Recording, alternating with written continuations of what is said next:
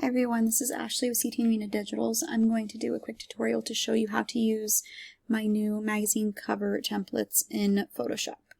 So I created these because I wanted to create a maternity one specifically for my studio, and I figured I'd make a bunch of different templates for other people if they wanted to add something for their studio. These aren't for commercial purposes. You can't resell these, make your own overlays, your own templates.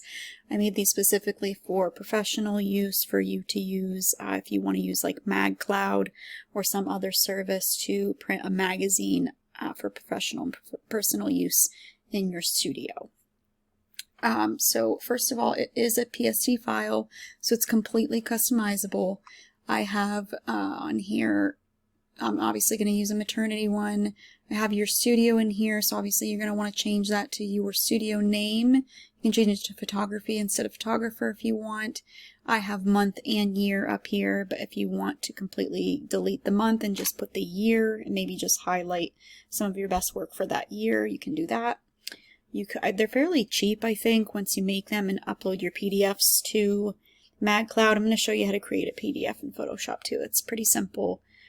You may want to do them monthly. That'd be a pretty cool thing if you're very busy throughout every month to put one in your studio. So I'm going to go ahead and get started, and then I'll do a little bit of customization. So these files are 8.5 by 11 inches, and it's going to crop down to, I believe, 8.25 and 10.75. So we want this space left around here. Do not move the text any further up, and it's centered right now. So it's good where it's at. If anything, if you want to move it down a little bit, you can. So we're going to click on this layer right here, and we're going to File and Place Embedded. And you can navigate to whatever folder you want to use. I have a bunch of images in here that I actually wanted to use for the magazine I'm going to be using. I actually already did one with this image, so I'm just going to go ahead and select a different one. And I already had them sized for this, but if you do Place Embedded and it's just your image isn't fitting, make sure that you drag your image to where I would even drag it a little bit outside of it, just so you don't have even just a thin line on the edge. But the most important part is just to make sure that it fills the whole image, and also that if there is any text within your image, that you leave enough room on the outside for that cut line for when you go to get it printed for a magazine. So I could just obviously leave this as is, but if you wanted to go in and, so that the text I'm using for this, these are all Adobe fonts. So if you go up here, this one's Mr. Eves Mod. So if you go up here to your fonts, it says more fonts from Adobe Fonts. You can click this little thing right here, and that'll take you to your Adobe account where you can download more fonts, or download these fonts if you don't have them within Photoshop. Okay, so I'm going to go ahead and I can just add, mine would be CT Arena. I can leave photographer, or I could do photography, and now obviously it's going to change this a little bit. You're just going to want to take your move tool, click on one of the boxes here, and unclick, if this is clicked up here, unclick that, because you want to be able to drag it. You're just going to drag it until your guide meets the edge of that Y there and the edge of the M, and I can be done with that. You can even make it like a little bit shorter if you want. You can move it up a little bit. Like I said, it's completely customizable. You can delete the month. You can delete the month and the year if you don't want either one of them there. As you can see, everything is on its own layer. And then say this background was white, you can obviously go in and change the color to whatever you want for that as well.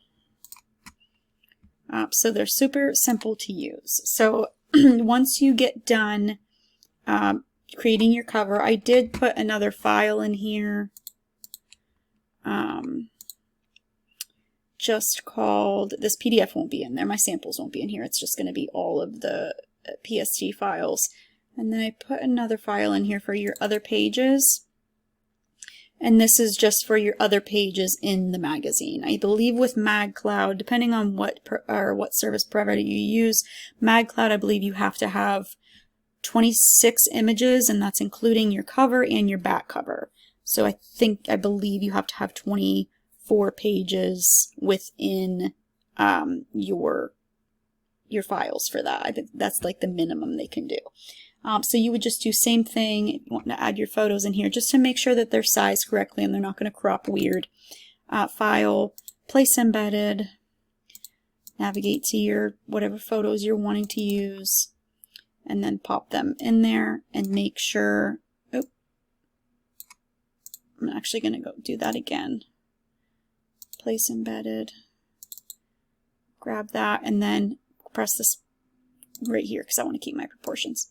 And then just drag a little bit outside the area, and then you can save all those images within your folder. So now I'm going to show you how to, you're going to have to do this with however many images. You can just do this. You can right click and replace contents, and then pick a different one, and you can keep saving after that. So I have a guide in here. I would recommend though using the guide that the provider provides for you. So MagCloud on their website has templates that you can use for different applications, which obviously I'm using Photoshop, so I use their Photoshop applications. I have those in here. I downloaded them from their website. And if you click into it, they actually show you the bounding boxes for where you want to keep out text and everything within that line. So you would just, at least this is how I do it. You could open a file and paste it. You could open, let's go back here. You could select all, edit and copy and paste into here and resize if you need to. I don't need to resize, just to make sure you have to have all your text and everything within, not everything, like the image can go outside of the bounding box a little bit, that's okay. But you want to make sure at least all the text is within there. And then when you're using templates from a website, make sure before you're saving that you're hiding or deleting that template guideline, or else it will print on your images. Okay, so I actually did use their guidelines, and then I just hid that, and then I just, you can right click on here and create a clipping mask, or not a clipping mask, I'm sorry, convert to smart object. And then you can right click it again and replace contents, and you can keep going through your portfolio and picking whichever images you want next within the magazine. So keep in mind when you are doing files and you're saving all of these, when you're opening them back up in Photoshop to create your PDF, they're going to open up in the order that you saved them. So if you're going through here and you're like, okay, I want this as the second photo in my magazine, you need to make that the second photo or the first page or second page in your magazine, because this is how it's going to upload. You can fix it and rearrange it in Photoshop, but when you do it, creating a PDF in Photoshop, it's just the numbers. It's not going to show you the photos. So do that before you open all of them. Okay, so I'm going to close everything out. I'm going to open all of the files that I did for the magazine, and I actually am missing a file, so I would need one more. So I have 24 or 25, including my cover. I would need one more file, excuse me, for that last page. I would probably do a page with like my watermark or something on it, or my logo.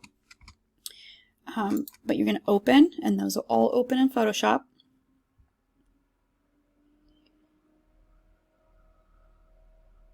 Okay, and then you're going to go up to File and Automate, and then PDF Presentation. You're going to click Add Open Files. As you can see now, it has my cover, and then it has all my page numbers. And this is where I was telling you, you can switch them around, but obviously you can't see which ones you're switching around. So having those all in order before you do that is a good idea. Click Save, and then navigate to your folder and save it in whatever folder you want. I'm just going to rewrite over that one.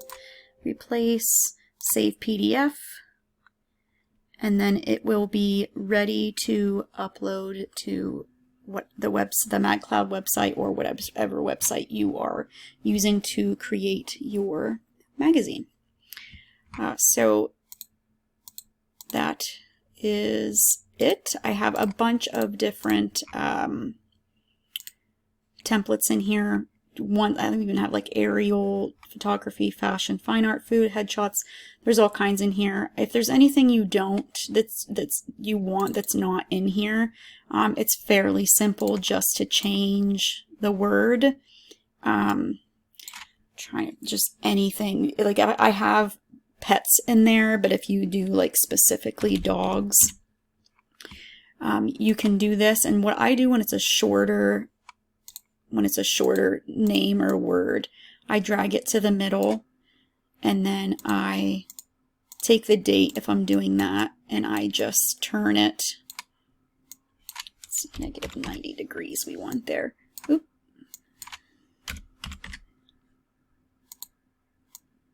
And I just add it right next to there. So again, completely customizable. If you need to, if it is a longer word, I'm trying to think. I already have portrait in there, but just to show, you can customize it. You can either highlight this and go over to your character, your paragraphs here within the text, and you can stretch the text out a little bit more. And then you can just use your move tool. Again, make sure this is unchecked up here so it's not messing with the whole proportions.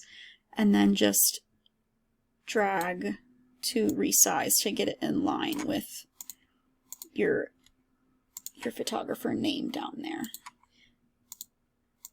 Drag that out. Oops. So it matches. And then you can highlight all those text layers together. And center them. So if there's any kind of photography in there that I missed or is not in there, you can create your own for that. If you have any questions, you can send me a message. If you are a studio photographer, I would love for you to join the group on Facebook. I will link it in the description.